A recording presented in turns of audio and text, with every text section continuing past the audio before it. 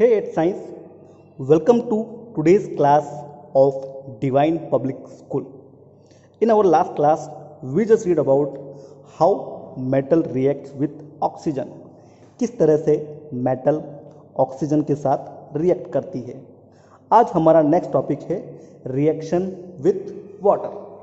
यहाँ हमें याद रखना है, जब भी मेटल किसी वाटर के साथ रिएक्ट करती है, H2O, whenever metal reacts with water, ये देती है हमें उस मेटल का हाइड्रोक्साइड, साथ में hydrogen gas. whenever metal reacts with H2O, वो देती है हमें मेटल का हाइड्रोक्साइड और H2 हाइड्रोजन गैस। सपोज कीजिए ये हमारी मेटल है और हमारे साथ है H2O। H2O को मैं यूं भी लिख सकता हूं, ओके, लिख सकता हूं ना। सो ये जो मेटल है ये ऑक्सीजन के साथ रिएक्ट करती है और बना देती है OH के साथ रिएक्ट करके मेटल हाइड्रोक्साइड। बट साथ में एक गैस और बच जाती है जिसको हम कहते हैं हाइड्रोजन। यहाँ पे एक ही हाइड्रोजन है, हमने अभी रिएक्शन को बैलेंस नहीं किया है। एक्चुअल में कितने हाइड्रोजन होंगे? 2 हाइड्रोजन। चलिए देखते हैं। सबसे पहले हम लोग सोडियम के साथ वाटर की रिएक्शन करा रहे हैं। सोडियम सिर्फ ठंडे पानी के साथ ही रिएक्ट करता है। तो मेटल और वाटर जब रिएक्ट करते हैं तो मेटल का बन जाता है metal hydroxide.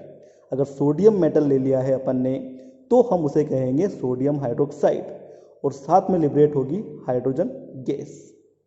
Magnesium, okay, magnesium एक मेटल है, ये भी वाटर के साथ रिएक्ट करती है, लेकिन ये सिर्फ बॉइलिंग वाटर के साथ रिएक्ट करती है, कोल्ड वाटर के साथ नहीं। मेटल जब भी वाटर से रिएक्ट करती है तो उस मेटल का हाइड्रोक्साइड बनता है। अब अगर मैग्नीशियम रिएक्ट कर रहा है तो बनेगा मैग्नीशियम हाइड्रोक्साइड, ओके। यहां मिलेगा हमें H2 फिर से। आयरन ना कोल्ड वाटर के साथ रिएक्ट करती है ना बॉइलिंग वाटर के साथ रिएक्ट करती है, ये रिएक्ट करती है स्टीम के साथ। स्टीम के साथ रिएक्ट करती है तो यहां बनता है फेरसोफेरिक ऑक्साइड। ये एक हाइड्रोक्साइड नहीं है, इसको फेरिक ऑक्साइड भी हम कहते हैं। ये एक ऑक्साइड है, ये एक स्पेशल केस है क्योंकि यहाँ पे स्टीम है ना वाटर है, इसको कहा जाता है हाइड्रोजन। कॉपर वाटर के साथ कोई रिएक्ट नहीं करती, चाहे कितना भी उसका टेम्परेचर हो। तो यहाँ से लेके यहाँ तक ठंडा पानी, उसको गर्म कर दिया, बॉईल कर दिया, बॉईल करने के बाद स्टीम कर दिया और ज़्यादा गर्म कर दिया, ये इनका रिएक्टिविटी ऑर्डर है। तो अलग अलग मेटल्स अलग अलग तरह से वाटर के साथ डिफरेंट कंडीशंस में रिएक्ट करती है। सोडियम ठंडे पानी के साथ, मैग्नीशियम उबलते हुए पानी के साथ, आयरन स्टीम के साथ और कॉपर किसी भी तरह के पानी के साथ, चाहे कितना ही गर्म हो ठंडा हो, वो रिएक्ट नहीं करता। सभी मेटल्स वाटर के साथ एक जैसी रिएक्शंस शो नहीं करती। जैसे सोडियम काफ़ी ज़्यादा रिएक्टिव है, हम पढ़ चुके हैं इसको, ये तेज़ी से रिएक्ट करता है वाटर के साथ, इसीलिए इसको केरोसिन के अंदर स्टोर करके रखा जाता है। दूसरी तरफ आयरन है, ये स्लोली रिएक्ट करता है वाटर के साथ। और कॉपर ये तो बिल्कुल भी रिएक्ट नहीं करता, चाहे पानी कितना ही गर्म हो। तो हमारा आज का जो कंक्लूजन निकला है वो ये है कि मेटल्स पानी से अलग अलग कंडीशंस में, अलग अलग स्पीड में रिएक्ट करती है। ये डिपेंड करता है कि मेटल कौन सा है। Metal to metal reaction with water vary होता है। अब हम बात करेंगे मेटल की रिएक्शंस एसिड के साथ। इसके लिए हम लोग एक टेस्ट ट्यूब लेते हैं। इस टेस्ट ट्यूब के अंदर हम भर देते हैं एसिड, कोई सा भी एसिड, H2SO4, और यहाँ पे लगा देते हैं हम एक कॉर्क।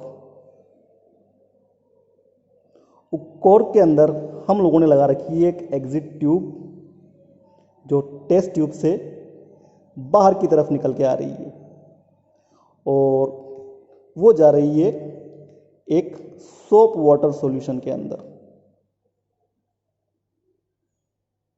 ये हमने साहब apparatus सेट कर दिया। अब हमने ये कॉर्क खोला और तेजी से कुछ जिंक के टुकड़े डाल दिए। जिंक और H2SO4 ने रिएक्शन करी। जिंक और H2SO4 ने आपस में रिएक्शन करी, तो यहाँ से एक गैस इसके अंदर बनी। वो गैस इस एक्सिड ट्यूब से होती हुई यहाँ सोप वाटर में आ गई।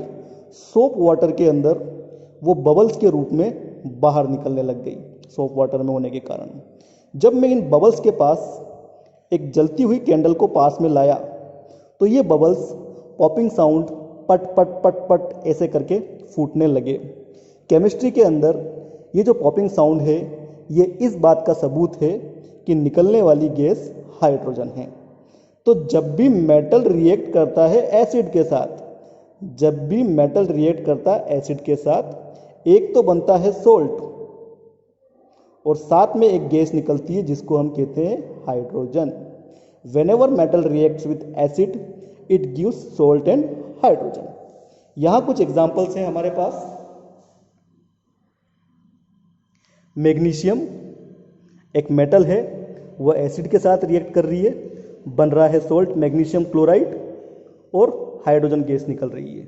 जितने भी एग्जाम्पल हैं, जिंक का एग्जाम्पल हम देख चुके हैं। आयरन एसिड के साथ रिएक्ट कर रहा है, बन रहा है सोल्ट आयरन क्लोराइड। सोल्ट काफ़ी तरह के होते हैं। जब भी हम सोल्ट की बात करते हैं तो हमारे माइंड में हमेशा NaCl आता है, सोडियम क्लोराइड, जिसको हम खाते हैं। ऐसा नहीं है, हर मेटल का अपना एक सोल्ट होता है। मैग्नीशियम का सोल्ट मैग्नीशियम क्लोराइड, एल्यूमिनियम का सोल्ट एल्यूमिनियम क्लोराइड, जिंक का सोल्ट जिंक क्लोराइड, आयरन का सोल्ट आयरन क्लोराइड।